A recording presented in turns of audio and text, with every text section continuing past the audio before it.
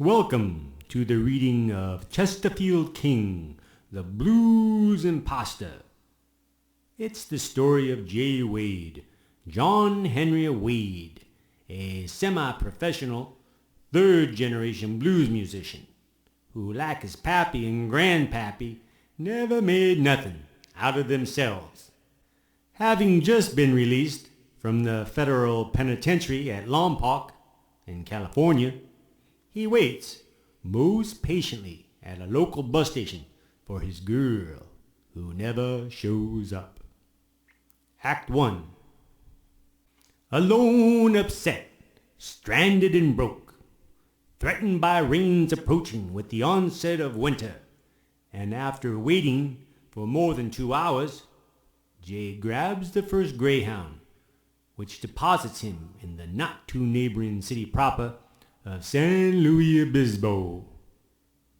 On the streets, he strolls into a local bar, combination nightclub, to buy a warming cup of coffee, or perhaps a whiskey. Once inside, there is a commotion, a hubbub, over an open microphone talent contest that is about to begin. Accompanied by Chesterfield, his guitar, our man enrolls and sings his tune. Miraculously, Jay wins the contest and is immediately befriended by a grip and cameraman known only as Cleveland, or so he say his name is. Cleveland promptly introduces Jay to Bodine T. Melonfire, an independent dilettante who prides himself on opening doors to the industry, and just so happens is looking for new talent. Bodine makes Jay a simple offer, along with a modest cash advance, for exclusive rights of sole representation. Jay takes the matter up as fate would have it and agrees to the opportunity set before him. In a rare moment of brilliance, over a whiskey, Bodine proposes the idea of recording all future events in a documentary format, chronicling Jay's stories and music of past vice and love affairs. Subsequently, Jay unravels a string of bad relationships over the period of his sexually industrious life, drawing the conclusion that he would have perished in the jaws of the trap of virtuous behavior had it not been for one incident. Recalling the occasion, while once strolling in San Francisco, he stumbled on a chance encounter with a beautiful gypsy girl, as they exchanged far more than mere glances. As Jay puts it, two ships passing in the night, even though they did it in broad daylight. Jay knows this is the girl he wants to marry. But it was not to be. The gypsy told Jay of dark, torrid days that lie ahead, and only near the conclusion of his life would there be an old gypsy by his side.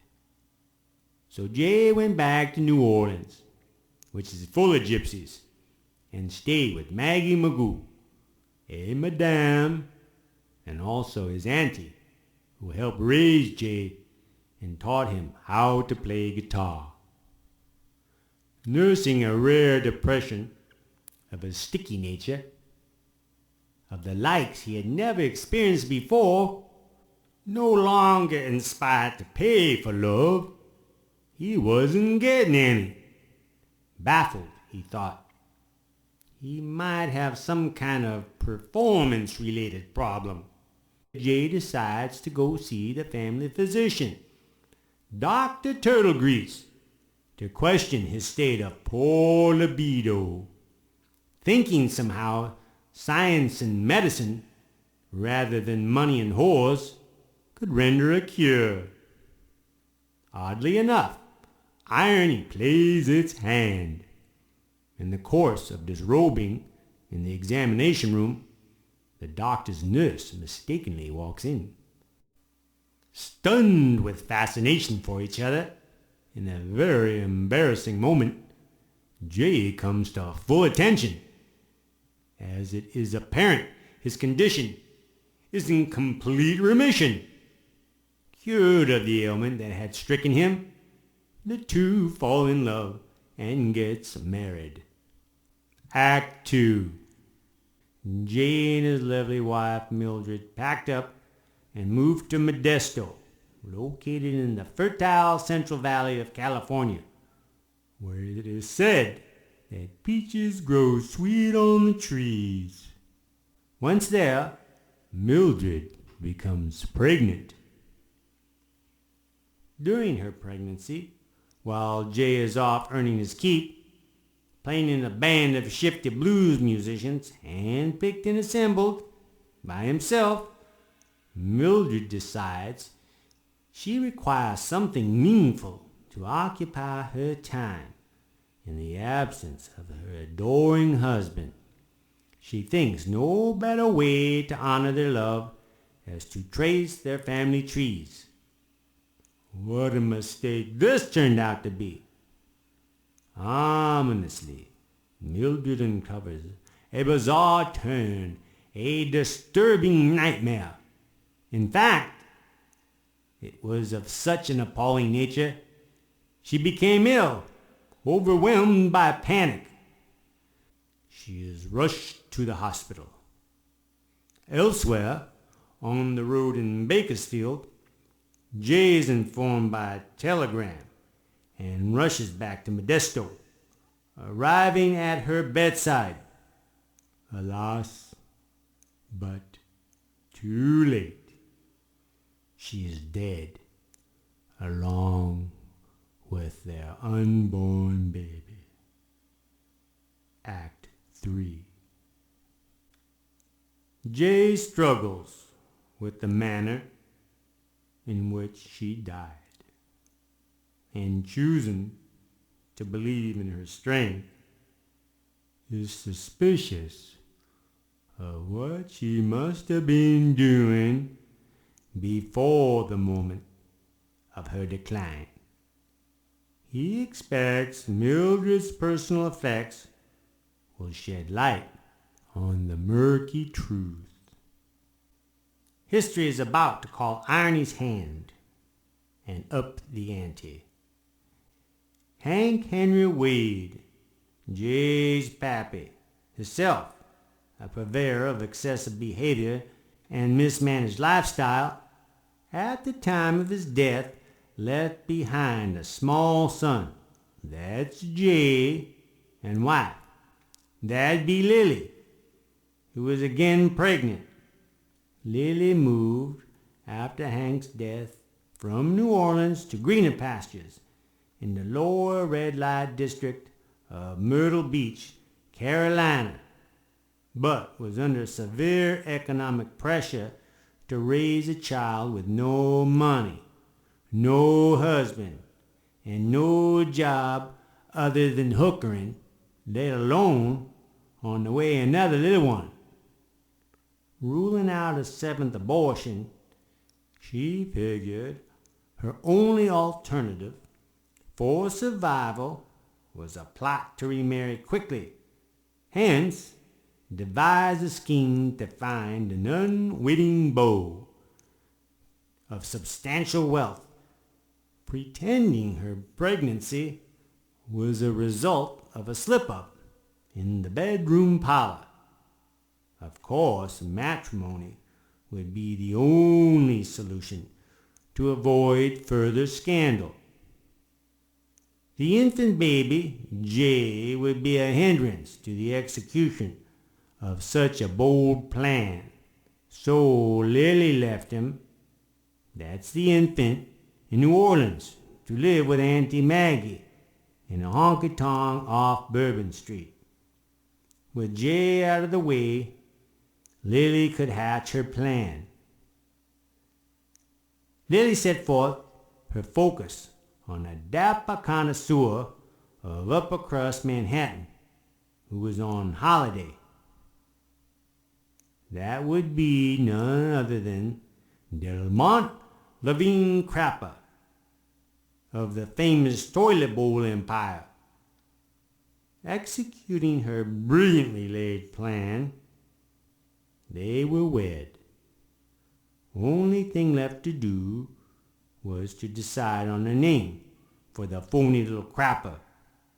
They agreed it would be Beauregard, if in a boy, and if in a girl, Mildred. That sounded very suspicious, and then there it was. Jay found the instrument of destruction, a birth certificate stained by the very tears of the poor girl who gazed on proof of her malign beginnings. Inscribed at the top in gold scroll letters was the name given to the little girl, newborn baby, Mildred Crapper, daughter of Louise Howerton and Delmont Levine Crapper. Jay was putting two and two together. Crapper, the name of his mother's new beau, and Mildred, the name of his lovely just dead wife, meant, holy mackerels, Jay married his sister. Lordy Lord, how the hell did that? If there was any time Jay required the comfort of a bottle, this was it. But unlike his wife or sister, he could not believe this instrument, and was fixated on finding proof to his notion in order to cleanse their miserable souls of such an unholy union. Then suddenly, fumbling out from between stuck pages of a photo album, what appears to be, no, not another one, but yes, a second certificate, similar to the first, and inscribed in gold scrolled letters was the name of a little baby girl, Mildred Crapper, deceased, daughter of Louise Howerton and Delmont Levine Crapper. What the hell was going on back then, thought Jay. But even then, at this point, in a state of experiencing dementia, Jay had the mind to turn over the certificate, which revealed, scribbled, a confession of sort, from none the less the old crapper himself.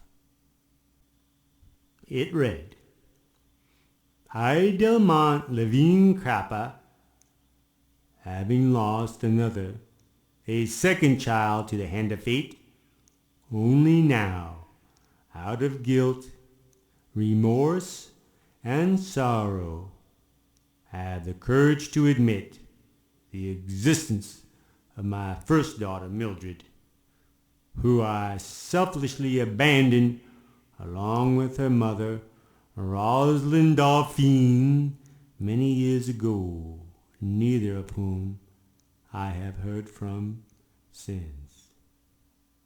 It is only now, with the loss of yet another little Mildred, plagued by carrying the Crapper name, that I pledge never again to frequent the bedroom parlors of soiled doves, and will instead devote myself fastidiously to my wife Louise, who can no longer bear children, and also to remain steadfast in searching for, finding, and paying retribution to my firstborn daughter Mildred Dauphine.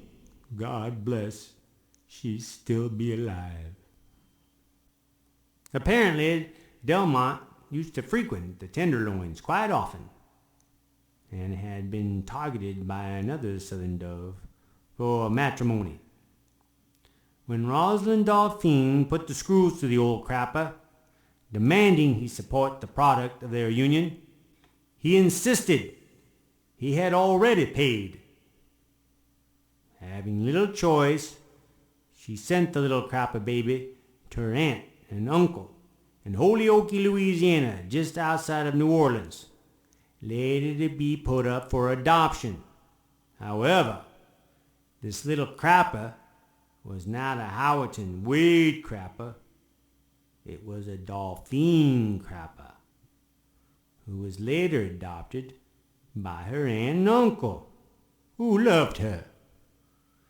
Turtle Grease, as in Dr. Turtle Grease, Jay's proctologist, who eventually grew up and moonlighted for the doctor as his nurse. So there you have it. This little crapper girl, now a Turtle Grease, was indeed Jay's lovely wife.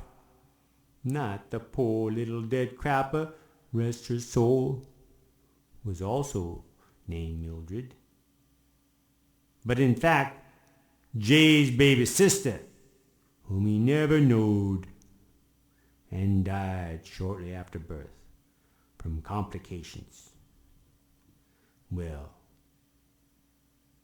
this all was enough to give anyone indigestion, for what it proved was Mildred died in vain under false pretense of erroneous notions.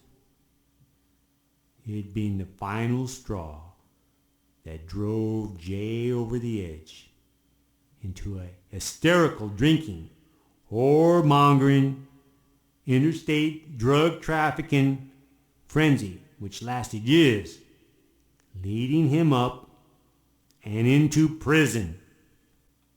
Now, of course, over time, in the cooling off process of jail, Jay came to terms with his demons, and as a term of his parole, dedicated the balance of his life to telling his story so that others need not follow.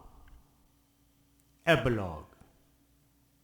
Jay grew old and died in bed, with his last wife watching over him. They had met years ago while strolling through the hills of San Francisco.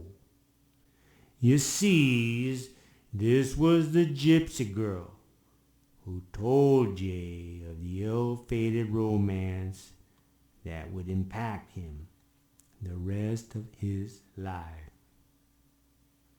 She also told him he would die with an old gypsy by his side, and she honored his last wishes by burying Jay with his last vestige and most cherished possession, Chesterfield, his guitar.